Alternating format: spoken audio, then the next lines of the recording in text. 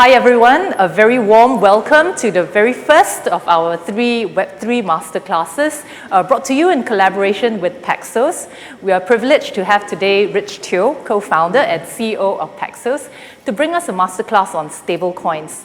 Today we can look forward to learning from future use cases and regulatory frameworks for stablecoins, as well as the very topical issue of how to keep a stablecoin stable. Now, there will be ample time for Q&A after Rich delivers his masterclass. So please key in your questions into the Q&A box, and I will pick some of the more interesting ones for Rich to give his views on. And with this, over to Rich. Thank you, Joe. Hi, everyone. My name is Rich. I am the co-founder of Paxos. I've been involved in crypto in the space for about 10 years. And I've been following stablecoins since the first stablecoin launched about 8 years ago. So hopefully I could share some history, some perspectives on how the industry has evolved over time.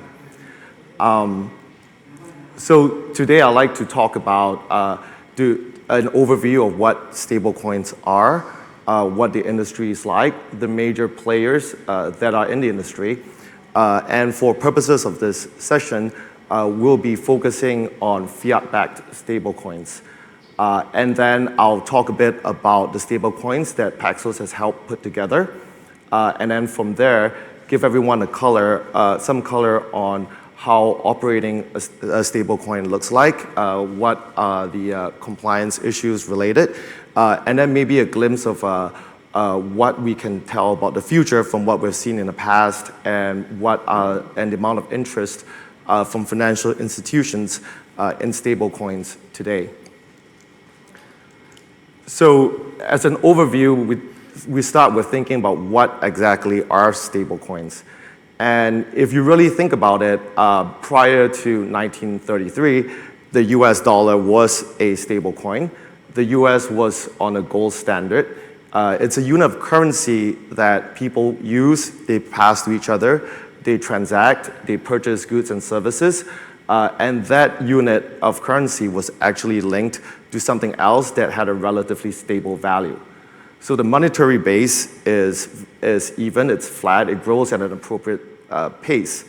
That was abandoned after the Great Depression and completely abandoned after 1971. So prior to that, really, a lot of currency in the world was pegged to something that had a stable value outside of that means of exchange. So really, a stablecoin is a token that maintains a peg to a real-world asset. So a real-world asset, can be currencies, which is what is most common now. And there could be other potential options in the future as well.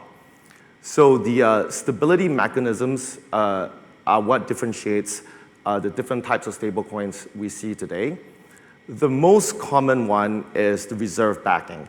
That is cash that is held in a reserve account that is backing the stablecoin.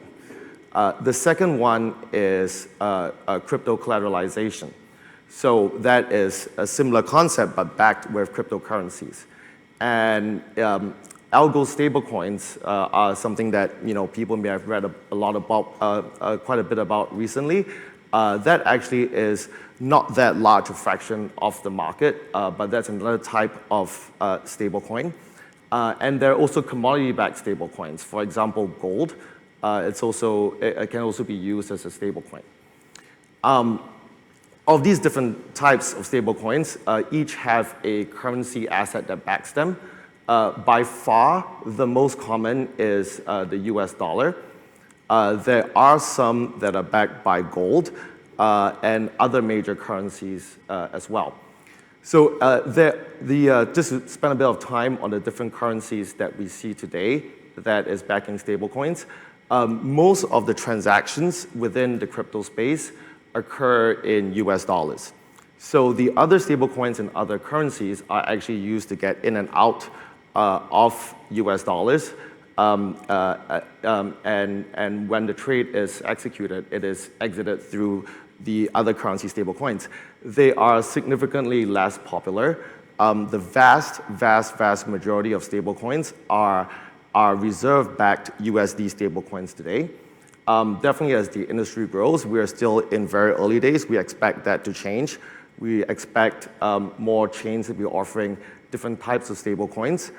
We expect more commodities to be there. We expect more technology to be used to improve the transactions of stablecoins. But as of where we stand today, the bulk of stablecoins are US dollars and reserves and reserve-backed stablecoins. So here's looking a bit at the history since the first stablecoin was formed about 8 years ago. These are the major companies that have looked at it and have launched different types of stablecoins. So in 2014, Tether was the first stablecoin USDT. It is still today the largest and most dominant stablecoin. And then 3 or 4 years later, DAI launched, which is a crypto-backed stablecoin. And that took some time to gain popularity, but did become more popular during the DeFi boom. And roughly around the same period of time, there were some crypto companies that operated other businesses that looked at the space and felt that there was a need to improve the current offering of crypto coins. So Tether and DAI were around. There were quite a few others at that time. But the idea was, can we do better as an industry to provide a stable coin that had more transparent reserves, that interacted differently, that would do better in this industry. Gemini, Circle, and Paxos looked at the space roughly around 2017 and 18 and decided that there was an opportunity to create a fiat-backed USD stablecoin that would be better than what the industry currently offered. So in the New York Department of Financial Services approved on the same day after a very lengthy regulatory process, approved on the same day the launch of GUSD and the original PEX dollar. And this was in 2018. Somewhere around the same time, Circle launched USDC using MTLs, but without a regulatory framework. Paxos' strategy at that point was to help enable infrastructure players to give them the tools that they need to actually launch their own stablecoins. So we helped Paxos provide the infrastructure, the custody and all that to provide BUSD, which is Binance's stablecoin. Sometime prior to that, Paxos also provided infrastructure services for HUSD, which is Huobi's stablecoin. And around 2020 was when a large algo stablecoin, UST, came about. And so these till today are the bigger players within the stablecoin space. So as you can see, just going with the same names, there's a bit of history on how the industry grew very dramatically, only in recent years, although they've been around for a long time. So, and we'll go a bit into it next, but it's about the different uses of stablecoins and how people interact with them and how wide an audience really, needs to use stablecoins. So for the first couple of years of stablecoins, the entire industry was very small. Tether's total mint, I think, prior to DeFi prior to 2019 was about 4 to 5 billion. Paxos probably took 9 months to a year to get to 1 billion. And in 2018-19, that was the biggest of the next batch of stablecoins. And then it started taking off really in terms of exponential growth when DeFi came into play. So DeFi really accelerated the boom and the use of stablecoins. It also extended, the nationalities of people who wanted to use stablecoins, and including Americans as well. And and then the algo stablecoins came, and then during the big rise in the launch of stablecoins, we see major financial institutions taking an interest in stablecoins of something that taking interest in stablecoins outside just the traditional crypto usage of stablecoins. And as DeFi continued to boom, leading into DeFi, into gaming, and into other industries that required stablecoins, that continued the rise of stablecoins to about 180 billion. And recently that last decline you see there is related to UST, but as a whole, the rest of the stablecoins have continued to rise. So looking at the individual players here, there are a lot of differences. So we talked about the differences between fiat-backed and all the other backings and the currency. But there's a lot of stuff with regards to the structure and regulation and transparency of stablecoins that make a big difference between the different players. So the first one, and still by far the largest at 80 billion, is Tether. Now, Tether operates really quite differently from a lot of the other players, and does not really interact too much with regulators or actually think about the different frameworks involved. So it's completely not regulated. They have registered with FinCEN in the United States, which is registration process. They have disclosed their portfolio. They disclosed their portfolio last year with not too much detail, and they have not met most regulatory standards. However, one good thing about them is obviously they've been around for a long time. They are extremely liquid, and they are connected to major crypto exchanges. So that's very strong. They also do a significant yield and lending, where they are able to lend directly from their balance sheet. And we'll go into that later because as the different structure allows you to do different things with the reserves. So kind of somewhere in between, we have a USDC, which is about 50 billion. USDC really exploded during the DeFi boom. So USDC extremely strong in the US, a very close partnership with Coinbase, the dominant US exchange, which was a large investor in many excellent DeFi projects. And USDC was the de facto coin that will be used in a lot of these projects. USDC, prior to its business of operating stablecoins, operated exchanges, wallets, and OTC businesses. And through those businesses, they acquired state money transmitter licenses in the US. So these are state-by-state licenses that allow you to transmit money over state lines and to do business cross state lines. So, do we consider them to be regulated? Not really, because they don't have a principal regulator. But are they doing best practices, or at least good practices, to ensure that cash and reserves are safe? We believe that probably is the case. They have disclosed their reserves. And they do a very good job with supporting various chains. And Circle Yield is an automated product where assets can earn immediately.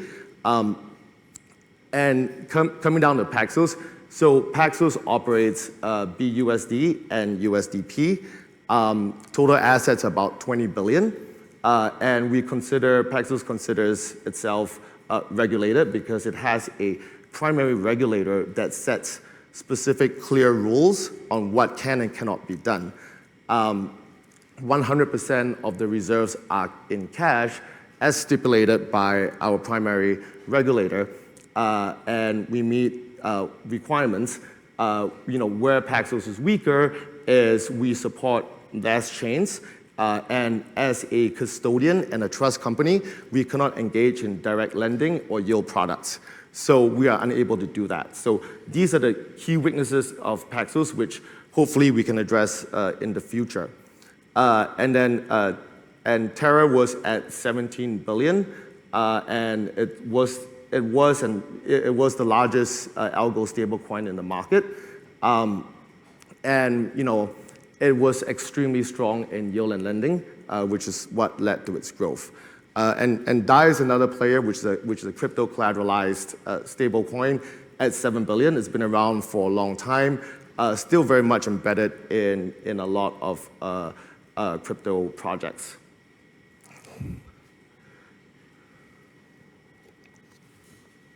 So now I'd like to talk about part of this history of all this is what stablecoins were used for and why it did well, and this involves a little bit of inconveniences that led into what we think is interesting financial innovation.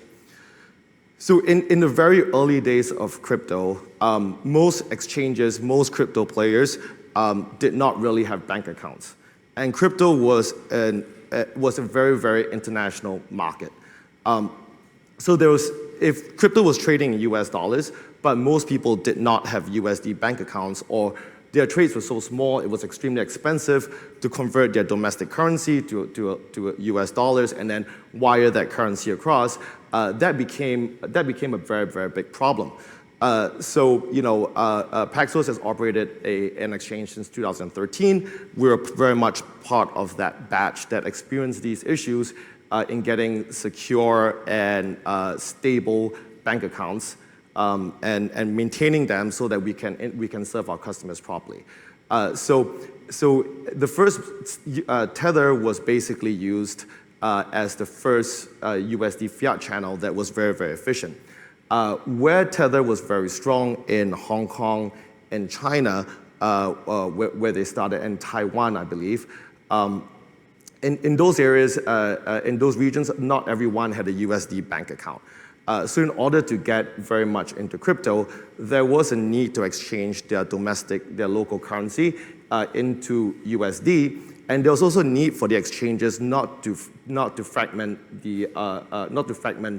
trading of these currencies, of these crypto. So people wanted BTC to US dollars, and they wanted people to somehow get US dollars into their exchange without banks. So that led to a massive network of people, which are commonly referred to as OTC traders in Asia, which is a different meaning in the US. But people would collect cash, provide USDT, and people could trade instantly on USDT. That later evolved to what we know as P2P transfers today, but that was the first batch of it. So crypto exchanges being unbanked was what led to a cryptocurrency that was actually just $1 that was used throughout all the exchanges. The very first one, USDT, if I remember correctly, was on the Omni network, which is part of Mastercoin. And that was just something from a long time ago that people don't really talk about anymore. And then the second batch was really just a massive improvement in CeFi, in centralized crypto trading. So as major exchanges start building up, it was very important to pot liquidity between the different venues. So if there was a price of Bitcoin, in the US, the price of Bitcoin in China, there's a price of Bitcoin in many, many exchanges around the world, traders were always trying to up the prices and pot liquidity to each other. Now, if you use the traditional banking system, or if you had a bank account and you use the traditional banking system, that would very, very largely be too slow to actually do that. So USDT became the primary way in which people ported crypto liquidity between exchanges, between countries, and it was always available 24/7. So that efficiency led to what we relatively see today is that there are obviously large venues of liquidity, but even in less liquid venues, the prices generally are quite stable because arbitrageurs are able to move prices continuously 24/7 between the exchanges. Stablecoins solve the problem of speed of ARB by having extremely fast transfers between exchanges. And then what we talked about a little bit earlier is the DeFi crypto yields that really started the DeFi boom of 2020. that really started in 2019. That's when USDC was very, very much a very strong player. We talked about that briefly as well. And that is because of the need for USD-based currency in a lot of DeFi projects. And in fact, USDC is very large, the default currency for most new crypto projects that come as well. They receive money in that, they store their reserves in that. And that was very much from their involvement in DeFi very, very early on. And then I think that somewhere around 2020, we are starting to see institutions come in.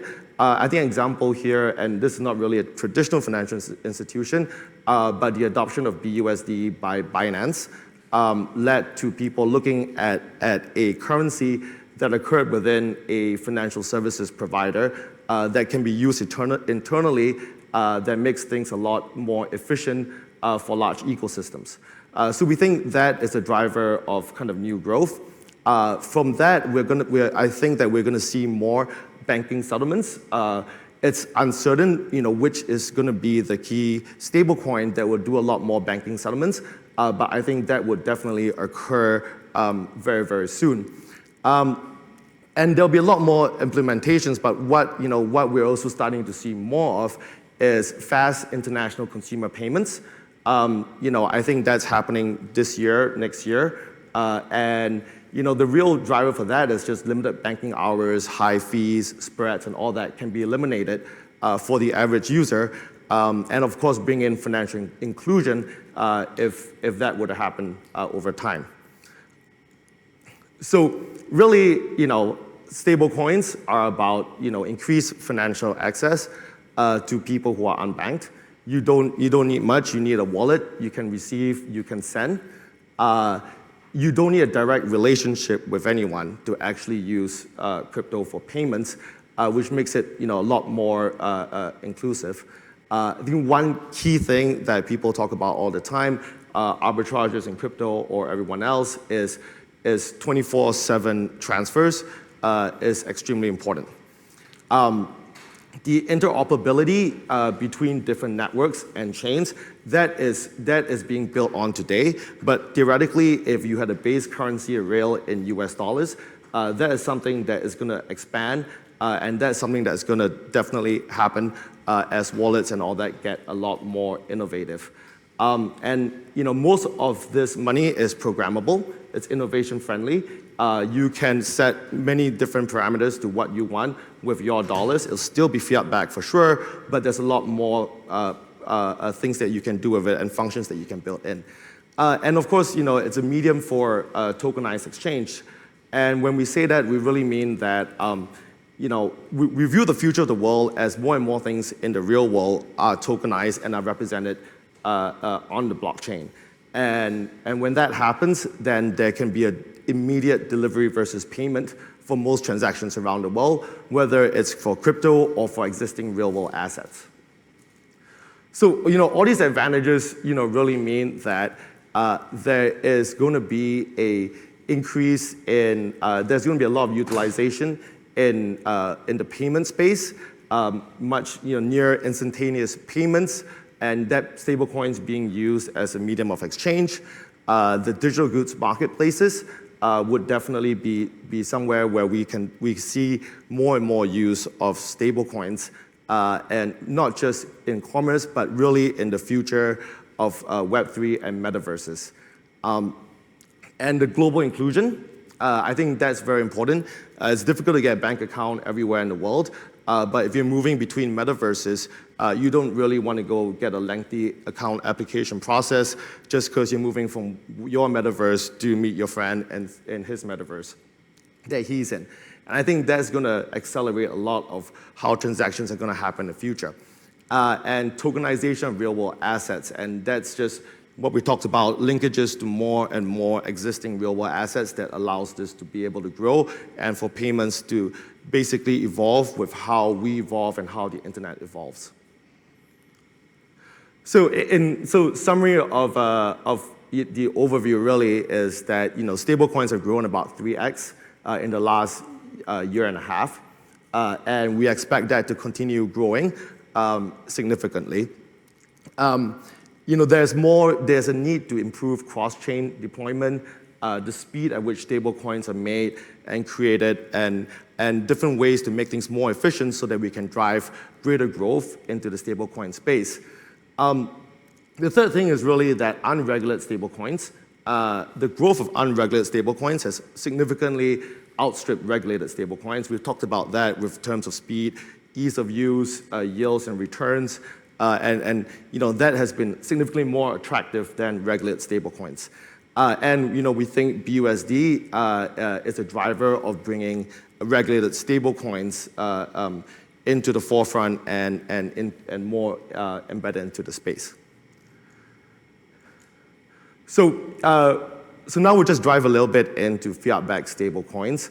Fiat-backed stablecoins, like we mentioned, is not complicated to understand. One stablecoin just represents exactly $1, the technology matches the value of the reserves to the tokens that are outstanding. We've seen various markets, and history would tell us that a lot of innovation could happen, a lot of inflation could happen, a lot of fraud or anything else could happen. But it's not too hard to understand that managing reserves and keeping it to $1 represents $1 of an asset online. So we've seen it happen before, most recently in 2008. The bulk of the co-founders on the Paxos team were at a hedge fund that was very embedded and involved in what happened during the financial crisis.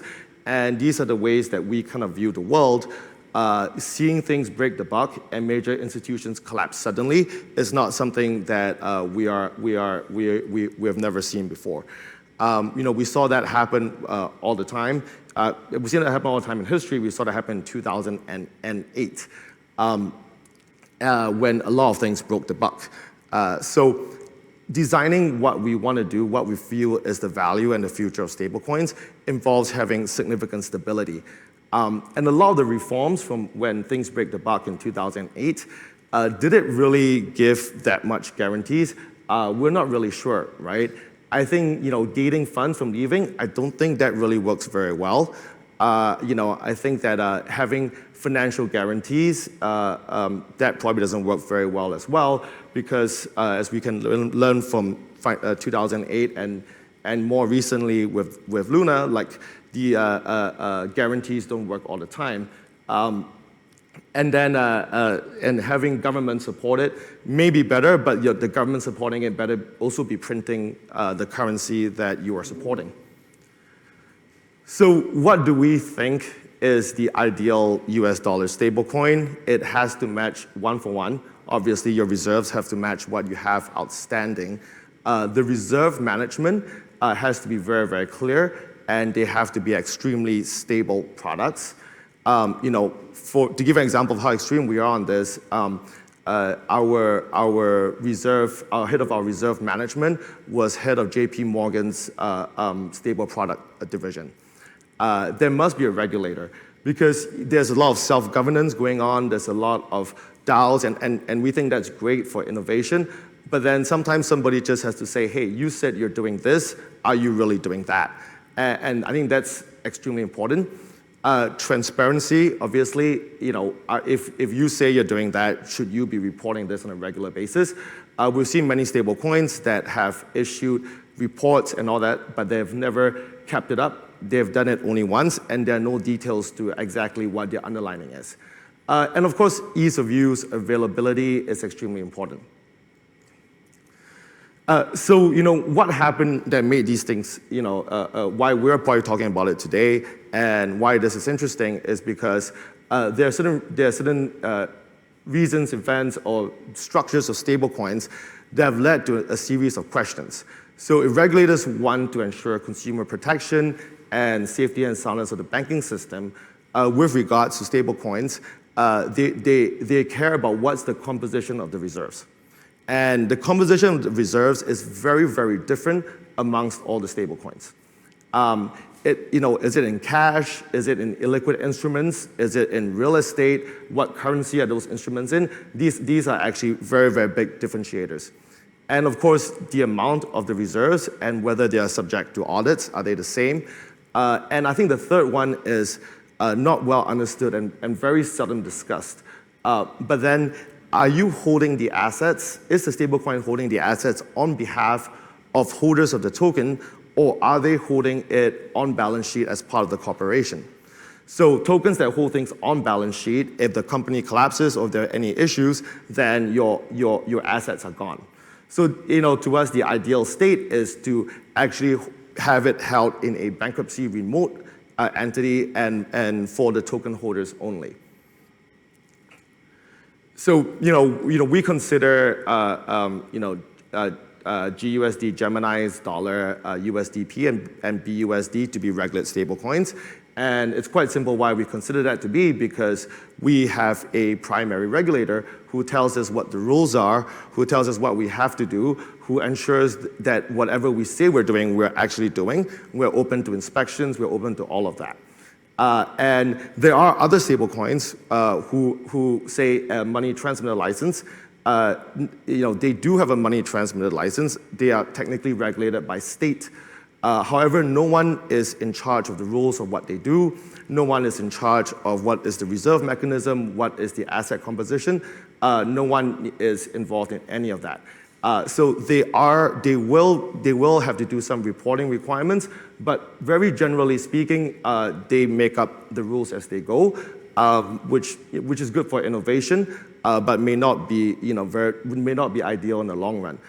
So they have no reserve composition requirement, no oversight, and assets, like I mentioned earlier as a key point, assets are actually held on balance sheet. So they are subject to any financial issues that the company has. So this is an example of the asset composition. This is from last year. The numbers have not been updated. Paxos actually published this because there was a big debate. Tether issued their asset composition, and people debated on whether that's a good or bad asset composition. And some people said that's not too bad. Some people said that's more than I thought. Some people said, oh my God, that's very risky. And then shortly later, USDC released theirs, which is better than Tether. But still had a lot of illiquid assets. And so there's a big raging debate online on asset composition. What is the right number? What should be comprised of what? And people asked Paxos to respond, and we simply said, well, we don't really have a choice because we have a regulator that tells us it has to be in cash. It has to be in cash. It must be bankruptcy remote, and it must not take on any credit risk. So Paxos' balance, we are not subject to any of the other instruments, which unfortunately makes us significantly less profitable. But that's what regulators do. They tell you what you're supposed to do, and you conform. And so it's never a debate for us. Later on in the year, USDC announced that they are going to move to cash and cash equivalents. But we don't have a full breakdown, and Tether has, I believe, have provided certain percentages, but we don't really know what the real breakdown is. But this is just a highlight of what was discussed and debated that sparked regulators saying, hey, what's in all of this stuff? So this is a quick overview of what regulators were doing for most of 2021, US regulators at least, Tether was fined twice. USDC was investigated. And there are many different government actions that were taken to at least understand, consider regulating, or make it more transparent what the stablecoin industry was like. I think a lot of it sparked from the fact that at $80 billion of an asset value and with short-term assets, if Tether really was backed in cash, it would really be one of the biggest customers of money markets and treasury instruments, but yet no one's really heard of them. So a lot of more, I think this year there will be a lot more action to understand and to set prudential rules so that this industry can continue to grow in a very safe manner. So I'll just speed through this section, but I want to spend a little bit of time talking about Paxos and stablecoins. Paxos has been around for 10 years. In fact, we were incorporated in Singapore in 2011. We're about 300 employees in 3 offices around the world. Our investors include customers like Bank of America and PayPal. And the funds that have invested in us include Founders Fund, Peter Thiel's fund, Declaration, which is David Rubenstein's fund. We count them as our investors. And we hold about $25 billion in client assets. Interactive Brokers, MasterCard, PayPal, Novi, which is Meta's wallet, and Bank of America are clients of ours. And primarily, we run a crypto brokerage business.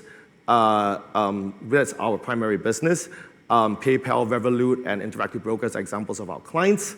Our cash business is for our stablecoins, BUSD and USDP. Because of the lack of restrictions and how easy and free it is for stablecoins to be minted and burned on our platform, we have actually minted, from what we can tell, way more than anyone else. So we're minted and destroyed because of the ease of interchangeability between the two. So we've minted a significant amount of stablecoins. We have a commodities business, so Pax Gold. Pax Gold is the largest tokenized gold product available in the market today. And we have a securities business. We are in the submission process for a CA1 license from the SEC. Today, we have a no-action letter that allows us to trade and clear securities for large U.S. equities brokerages currently. So, real quick, these are clients around the world, and the licenses that we hold that help us to operate more efficiently. And I want to spend a little bit of time here, which gives you a sense of the pieces that we think are important to really have a USD stablecoin. It's a lot less than having a bank account or registering with FinCEN. So this example of a suite of regulated entities and assets and accounts that we have. So on the U.S. side, at the national level, we have an OCC National Trust Charter, so the federal regulator in the U.S. Has given us conditional approval for our federal charter. And at the state level, our primary regulator is the New York Department of Financial Services. We have, for states and countries that we want and operate in, we have a conditional approval from MES in Singapore. We have a dealer application in Canada. And for the states that we are required to, we have money transmitter licenses. We can access the SWIFT network directly. And we are part of the Fed National Settlement Systems. So we can transfer and transmit money. We have direct accounts at vaults, at Brinks, and we directly own and access these things on behalf of our customers. So there is a structure and a layer that is required to operate stablecoins and stablecoin products. And recently, like I mentioned, we have an in-principle approval from MES, and we are also a Precious Stones and Metals Act licensee in Singapore, and we hope to be able to work and do more in Singapore.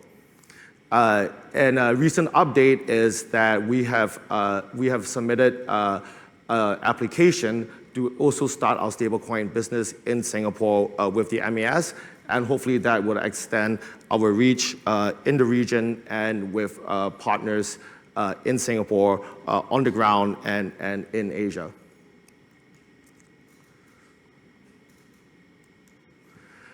And so, with our stablecoins generally, as it stands today, our primary regulator is the New York Department of Financial Services. Our reserves are held at State Street and BMO. We are audited by KPMG. We have monthly attestations from Witham, and we work with Chainalysis and Jumio for on-chain monitoring and KYC. So, what is our product today? We have about $20 billion outstanding in market cap. The daily total of mint and burns average over the last month is just under 500 million. So there is a lot of mints and burns passing us daily.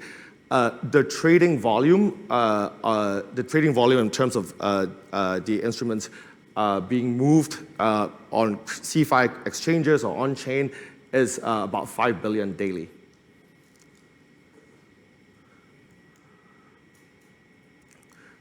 So I'll just in the interest of time, I'll just very briefly mention the operations process. But basically, when a customer sends us cash, they go into our Omnibus account. Once we're instructed that that has to be converted to stablecoin, they go into our reserve account. And the reserve account creates the stablecoins, of which the customer can move and out of their wallet. So we are, unlike many of our competitors, we are unable to pre-mint, pre-burn, pre-anything. Everything has to be in compliance with our regulators, has to be fully funded and in our reserve system.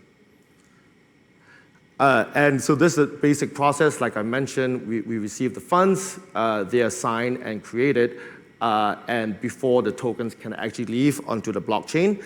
And then internally, we manage the reserves. Our reserves are in FDIC sweep accounts, treasury bills, repos. And because we do not take credit risk at all, we also do not take bank credit risk. So we have FDIC sweep accounts where we have an account where we have the FDIC institutional limit across basically every single bank in the US, so that we are fully FDIC covered. And obviously our custodians, I mentioned BMO and State Street, and they're held in segregated accounts through a trust company on behalf of our clients, and we have to abide by guidelines.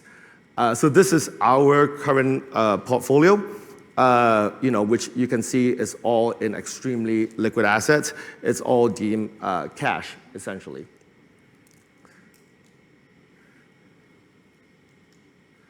And also, we obviously have a very stringent KYC AML program, which is extremely important just because it leaves us on our platform or off our platform.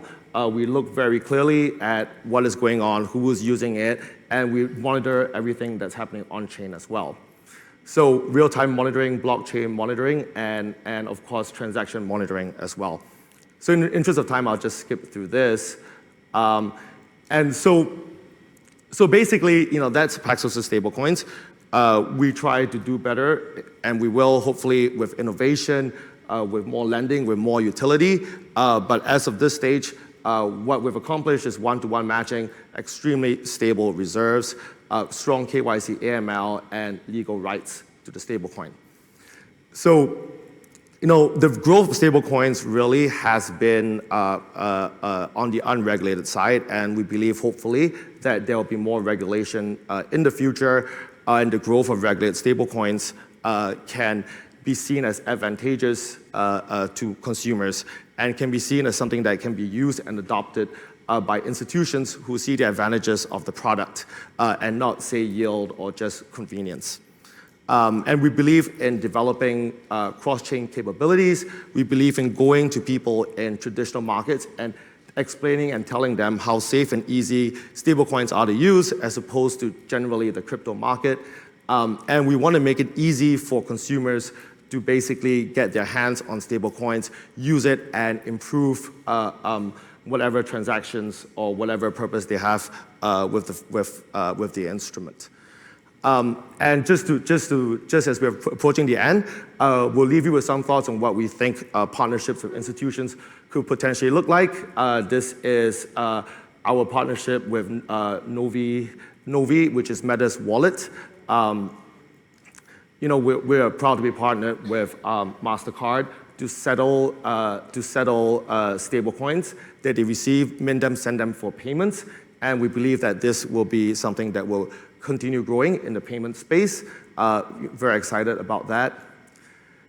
And of course, another service that we provide is to basically create stablecoins. BUSD is an example of creating a stable coin for a partner and an institution to basically make everything that they're doing a lot more efficient.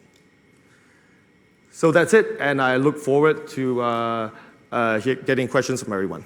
Thank you very much.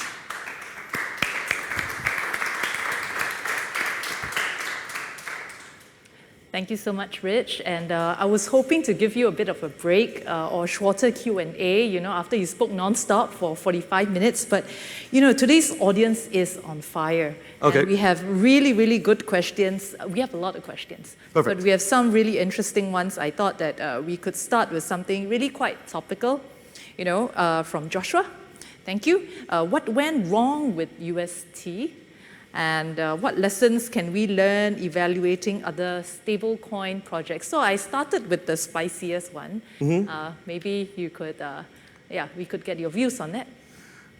Sure.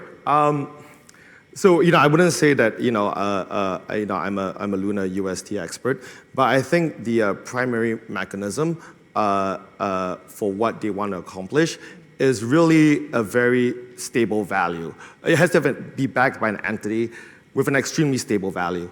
And if you go back to just really, finance 101, the value of something you have is the present value of future cash flows, then you got to think that, it has to generate income over time.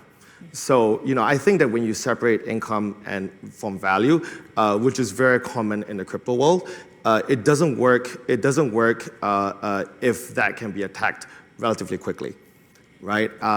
And I think that I think there will be more algo stablecoins.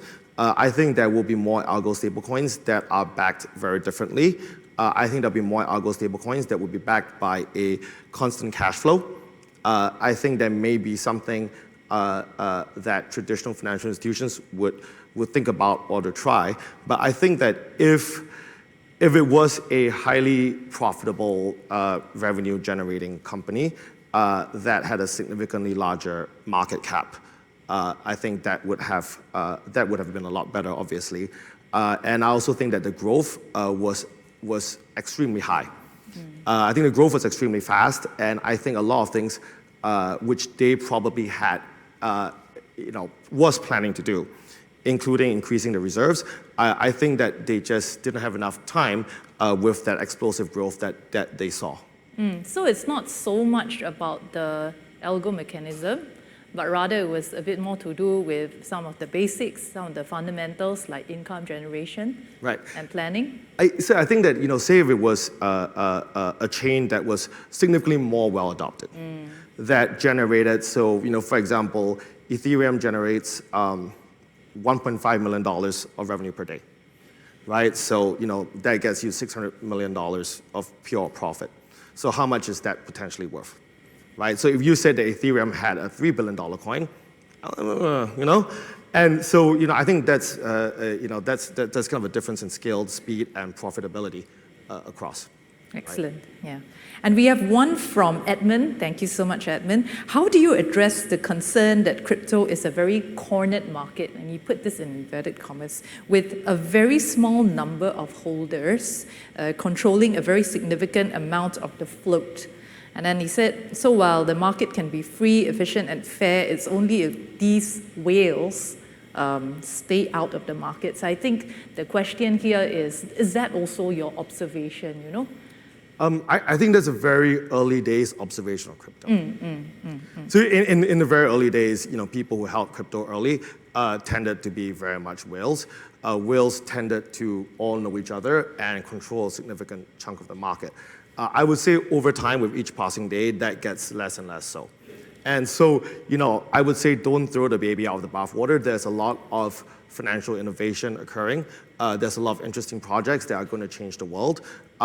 Will some of these projects happen to be owned largely by certain early investors? I think that's the case with most companies. But I think that's definitely getting less and less so. Exchanges have a significant rules today that prevent market manipulation or instruments with relatively weak liquidity will have lower leverage and, no leverage at all to minimize the impact of market manipulation. And I think that that will continue to happen so that problem will be addressed much better. So it's a natural growth cycle, right? You have to give the market time to mature, as Right. with every market.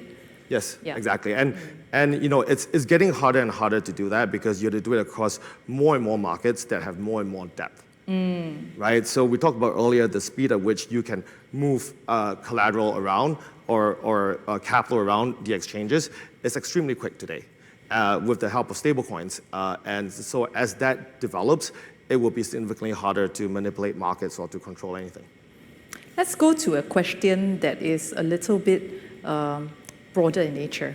So, Chung Ying Lai, thank you for your question. How do you foresee private stablecoins, and I should give you a chance to drink your water, this question is a bit short, and CBDC, how do you foresee that they can both work together hand in hand? So in a more collaborative way, I suppose. Right. So, I think it's very interesting. We're close to developments in CBDC. I think that when I look at the future of stablecoins, it's a really, really large market with many different users. So that's why if you see Tether, they have just USDT. Circle has just USDC. When we think about our business, and you'll see more announcements from us helping large institutions produce their own stablecoins. So more and more institutions, we believe, will decide that their own stablecoins are useful to them. And those stablecoins serve their client base. Those stablecoins help their business. Those stablecoins are like loyalty points or airline points to them. So as more and more corporates grow, I think there's more and more interest in having your own stablecoins serve your customers. And I think that's where private stablecoins come in. So what we call in industry the federated stablecoins, which is everyone just follow me, I think that's a little bit closer to CBDCs. So now I think that CBDCs are very interesting. From the very early ones, there are a lot of economies that make a lot of sense to have CBDCs. I think those economies, at least at this stage of development, tend to be relatively smaller, tend to have weak domestic payment systems, tend to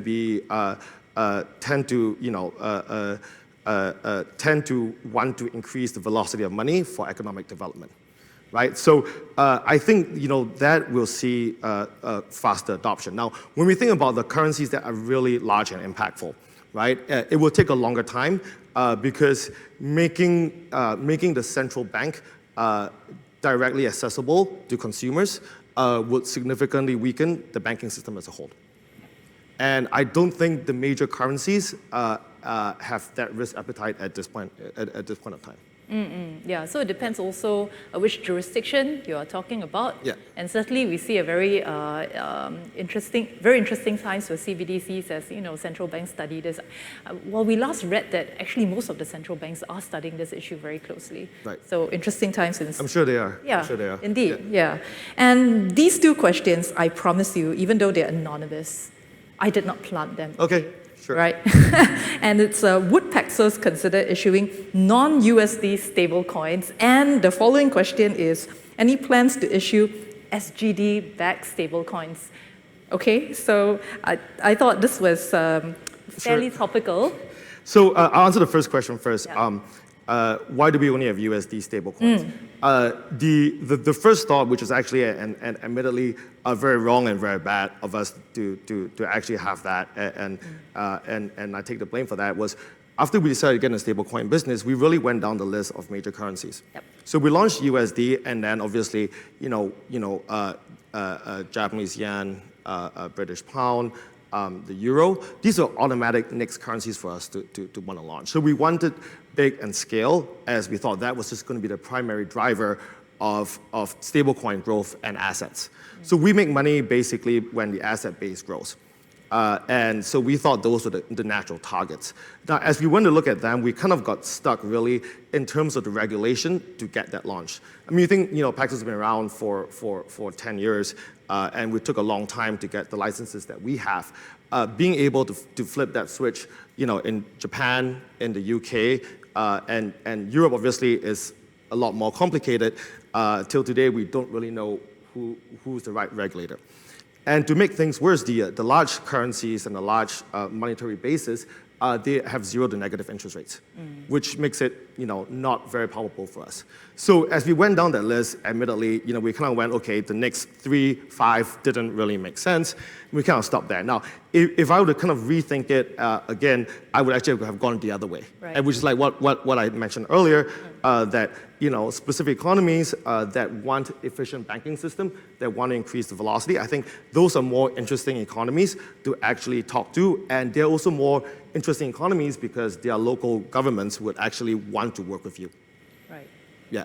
So I think we have time for... Oh, and on SGD, it's something that we've continuously discussed internally, and we've only been given our in-principle approval by MAS not that long ago. Yeah. Yeah. So it's definitely something that we are actively considering. That's good. That's good. And we have time for one last question. Okay. From Anaya. Thank you. Coming back to what you talked about earlier about future use cases, I think this one will resonate with that. So what is Paxos doing with partners to explore potential real-world applications of stablecoins for everyday users? So I think talking about mainstream here, right?